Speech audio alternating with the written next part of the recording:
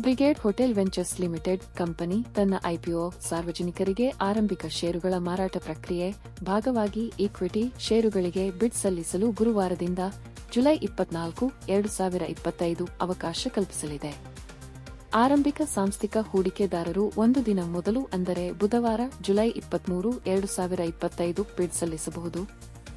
ರು. 10 ಮುಖಬೆಲೆಯ ಒಟ್ಟು ರು. 759 ಕೋಟಿ ಮೌಲ್ಯದ ಷೇರುಗಳನ್ನು ಕಂಪನಿಯು ಹೊಸದಾಗಿ ಬಿಡುಗಡೆ ಮಾಡಲಿದೆ. ಷೇರು ಬೆಲೆಯನ್ನು ರು. 85-90ಕ್ಕೆ ನಿಗದಿ ಮಾಡಲಾಗಿದೆ.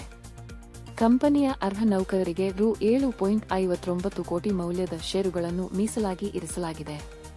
ಅರ್ಹ ನೌಕರರಿಗೆ ಮೀಸಲಾದ ಷೇರುಗಳಿಗೆ ಬಿಡ್ ಸಲ್ಲಿಸುವುದಿದ್ದರೆ ಅವರಿಗೆ ಪ್ರತಿ ಷೇರಿಗೆ ರು. 3ರಷ್ಟು ರಿಯಾಯಿತಿ ಸಿಗಲಿದೆ. ಬಿಎಲ್ ಕಂಪನಿಯ ಷೇರುಗಳನ್ನು ಹೊಂದಿರುವವರಿಗೆ ಕೂಡ ಐಪಿಒ ಸಂದರ್ಭದಲ್ಲಿ ಮೀಸಲಾತಿ ಇರಲಿದೆ. ಬಿಎಲ್ ಷೇರುದಾರರಿಗೆ ರು. 30.38 ಕೋಟಿ ಮೌಲ್ಯದ ಷೇರುಗಳು ಮೀಸಲಾಗಿವೆ. ಬಿಡ್ ಸಲ್ಲಿಸುವವರು ಕನಿಷ್ಠ 166 ಷೇರುಗಳಿಗೆ ಬಿಡ್ ಮಾಡಬೇಕು. ನಂತರ 166 ಅಪವರ್ತ್ಯದ ಸಂಖ್ಯೆಗಳಲ್ಲಿ ಬಿಡ್ ಸಲ್ಲಿಸಬಹುದು. ಕಂಪನಿಯು ಐಪಿಒ ಮೂಲಕ ಸಂಗ್ರಹಿಸುವ ಮೊತ್ತವನ್ನು ಕೆಲವು ಬಾಕಿ ಮೊತ್ತಗಳ ಮರುಪಾವತಿಗೆ ಬಳಕೆ ಮಾಡಿಕೊಳ್ಳಲು ಉದ್ದೇಶಿಸಿದೆ.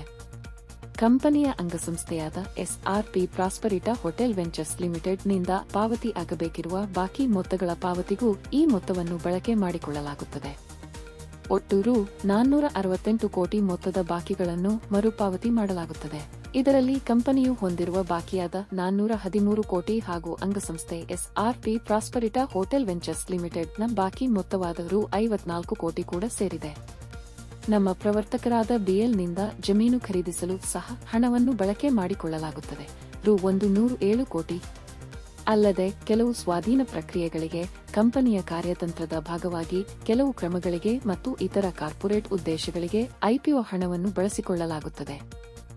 ಆರಂಭಿಕ ಹೂಡಿಕೆದಾರರನ್ನು ಹೊರತುಪಡಿಸಿ ಉಳಿದೆಲ್ಲ ಬಿಡ್ಡರ್ಗಳು ತಮ್ಮ ಬ್ಯಾಂಕ್ ಖಾತೆ ವಿವರ ನೀಡಿ ಯುಪಿಐ ಮೂಲಕ ಬಿಡ್ ಸಲ್ಲಿಸುವವರು ಯುಪಿಐ ವಿಳಾಸವನ್ನು ನೀಡಬೇಕು.